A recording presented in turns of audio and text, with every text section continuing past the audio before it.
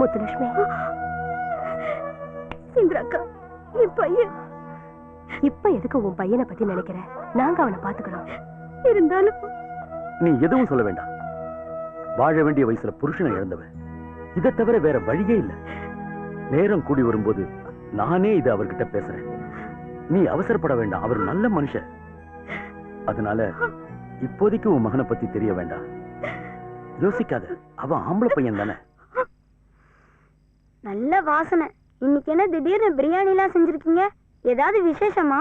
உனக்கு பிடிக்குமேனு தான் பிரியாணி செஞ்சேன். நல்ல வயிறார சாப்பிடு.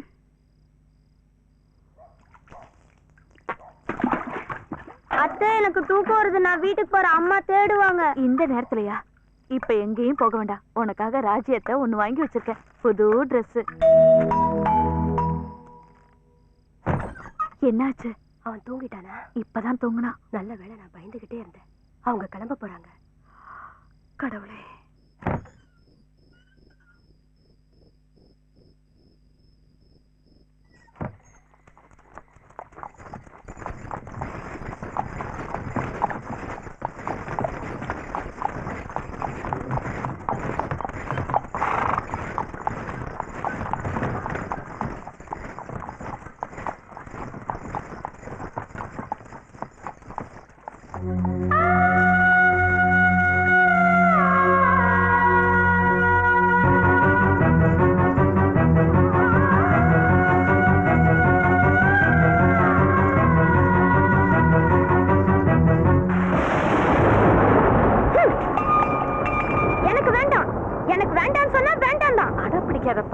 வந்திருக்கிறது உன் அம்மா தான்.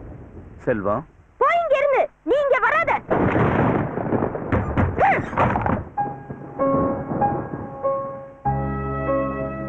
என் மகன் செல்வரத்னத்துக்கு 2 வயசு இருக்கும்போது அவ அம்மா ஜானகி இறந்துட்டா. நல்லவங்களை கடவுள் சீக்கிரம் கூப்பிட்டுக்கிறான். தாய் இல்லாத அவனுக்கு ஒரு அம்மா வேணும்னு நான் ஆசைப்பட்டேன். அதுக்காகத்தான் 2ஆம் கல்யாணத்துக்கு சம்மதிச்சேன். இந்த நிமிஷத்துல இருந்து என் பையனுக்கு நீ அம்மாவா இருக்கணும்.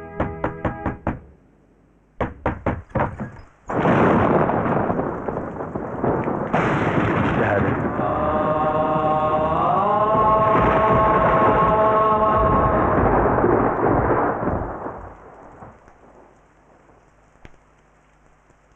யார் பண்ணி? உனக்கு என்ன வேணும்? வரதா, யார் இந்த பையன்? அது என் அம்மா உள்ள இருக்காங்க. வர சொல்லுங்க. உன் அம்மாவா? இங்கதான் இருக்காங்க. கூப்பிடுங்க.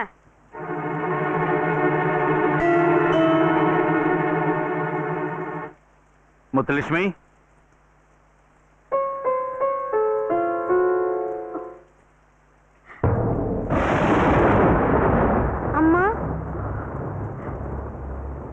இவனை தெரியுமா உனக்கு?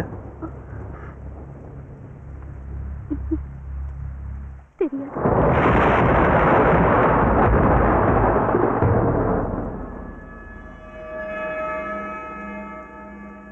இவதான் உன் அம்மாவா?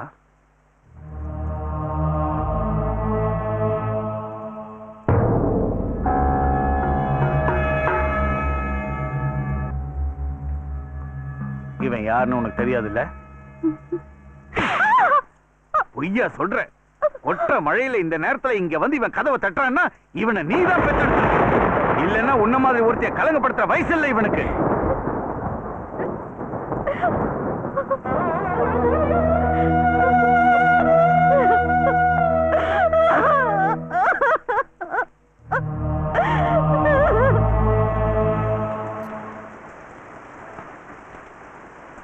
எங்க போற? எங்கேயோ போறேன். நீ இங்க வந்தது என்னுடைய அனுமதி கேட்டில்ல. ஆனா போகும்போது நீ கேட்கணும். படு சுத்தியாது. உன் பேர் என்ன? அம்மா கூப்பிடுறது என்ன முத்துன்னு. எனக்கு இனிமே அந்த பேர் வேண்டாம். நீ முத்து இல்லடா, மாணிக்கம், ராஜமாணிக்கம்.